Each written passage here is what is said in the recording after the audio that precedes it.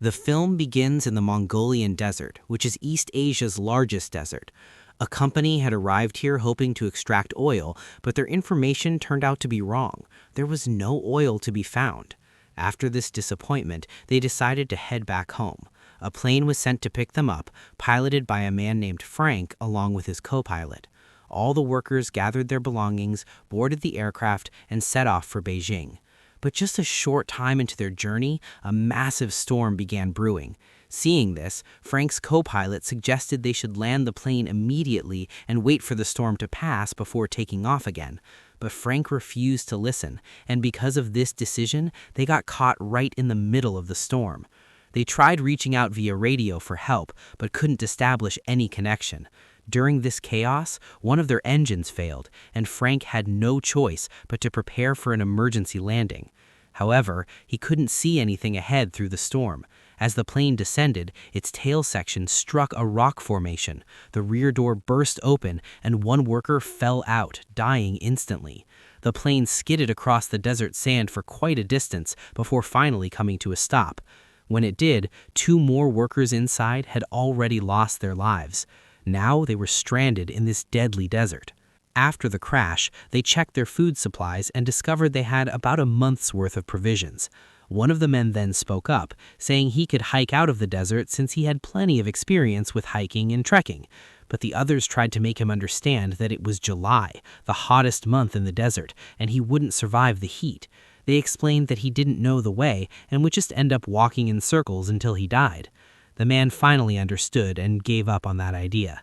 That same night, while everyone was asleep, the weather turned bad due to another storm. One of the men, whose name was John Davis, went outside to use the bathroom, but his foot hit a rock and he tumbled down into the sand. In the storm, he couldn't see anything and got completely lost. The next morning, when all the workers woke up, they realized one of their companions was missing. They searched everywhere for him but found no trace. The lady among them went to the pilot and asked if anyone would come to rescue them. The pilot told her honestly that he didn't know, which made her quite sad. He explained that they had veered completely off course, so even if someone came looking for them, they wouldn't be able to find them in this vast desert. Everyone's hopes began to fade, realizing no one was coming to save them. 2 of the men decided to try walking out on foot. When they started taking water with them, the pilot stopped them, saying no one would take the water. This led to an argument, and during the scuffle, their precious water spilled onto the sand. But then a man named Elliot spoke up. He said he had an idea that could save all their lives. He'd been observing the plane for several days and believed they could salvage its parts to build another plane.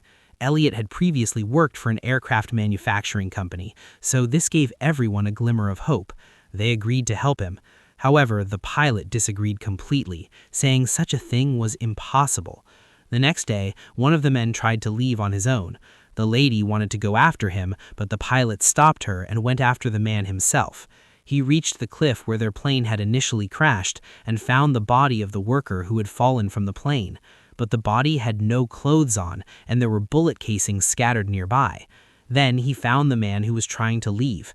The man explained he'd come back to get his watch from the dead body, a watch the deceased had taken from him.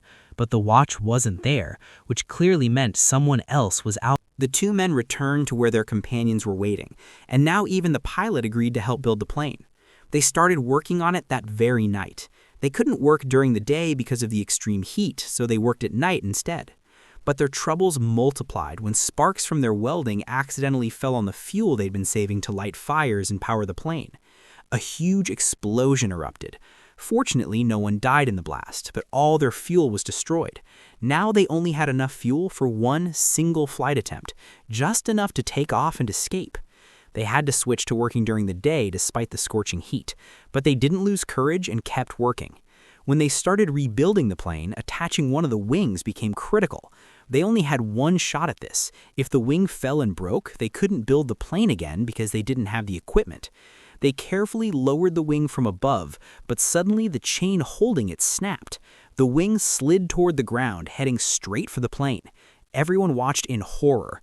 One of their friends was already inside the plane. His job was to connect the wing to the body. When the wing fell, he came out and said he'd completed his task. The wing had actually landed exactly where it needed to be. The plane's structure was now complete. Everyone felt hopeful that they could actually fly out of there. They celebrated, danced, and enjoyed the moment. They also cleared the desert sand to create a makeshift runway so the plane could take off. But everything wasn't easy yet. One day, a dangerous electrical storm hit. Lightning was striking all around, and since there was fuel in the wing, everyone ran away to safety. Except Elliot. He stayed, wanting to protect the plane. When lightning was about to strike him, Frank pulled him down just in time, saving his life. If something had happened to Elliot, no one else could have completed the plane.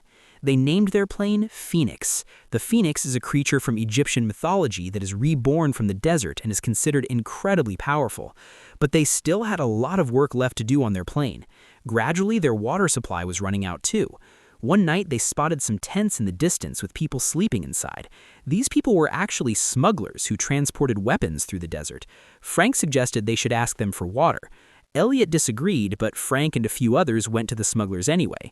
Frank and his friend hid behind a rock with their guns, ready to attack if things went wrong. When they asked for water, one of the smugglers shot one of their men. Frank and his friend immediately opened fire, killing several smugglers, but one injured smuggler managed to escape. Frank had a chance to kill him, but didn't pull the trigger. He didn't want to become a murderer. James noticed a watch on one of the dead smugglers. It was the watch belonging to their friend who had fallen from the plane and died. This meant these were the same smugglers who had been there before. They brought the wounded smuggler back to their plane. Some people wanted to kill him, but Frank refused. While everyone was arguing, Elliot suddenly shot the smuggler dead. This sparked an argument between Frank and Elliot. Elliot blamed Frank, saying it was his fault they were stranded there because he was the pilot. He said one of their companions had died because of Frank's decisions, and even though Elliot had warned him, Frank still went to the smugglers. Hearing this, Frank got angry and punched Elliot hard. Now, Elliot became upset because his ego was hurt. He declared he wouldn't work on the plane anymore, saying he'd done his part and that he worked as much as 10 people while everyone else just relaxed. Kelly approached him and said they couldn't build the plane without him. They needed him. Elliot replied that he'd only continue if everyone requested him to. So everyone, including Frank, asked him to continue. Frank told him he was the boss here and to please complete the work. Elliot agreed and everyone went back to building the plane together. One day, they looked through binoculars and saw that the smuggler who had escaped had returned with more of his friends. But they weren't advancing because they knew these survivors now had their weapons. The smugglers knew their food and water would soon run out, and when they became weak, that's when they'd attack. The survivors worked even faster to finish the plane. Finally, their work was complete. That's when Frank found a magazine showing different model planes. It turned out that Elliot had designed their plane by looking at these toy models. He used to build small remote-controlled flying planes, but had never actually built a full-sized real plane. Everyone got furious when they heard this, especially Ian. He put a gun to Elliot's head and said he'd been fooling them all along. The plane would never fly because he'd never built something this big. But Elliot insisted he was confident it would fly.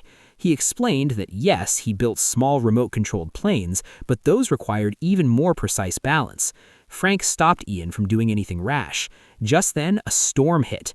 As the strong winds blew, the plane began to lift slightly off the ground by itself. Everyone realized the plane could actually fly. The hope that had died in their hearts came back to life.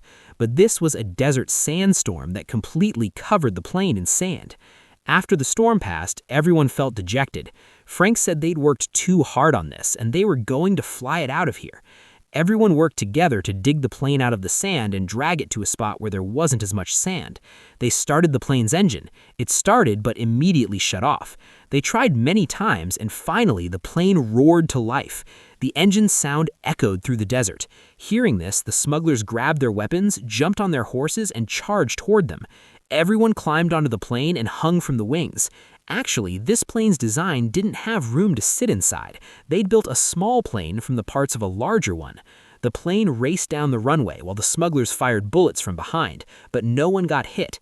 Just as the runway ended, the smugglers thought these people were done for, but in the next moment, their Phoenix lifted off that cliff and soared into the sky.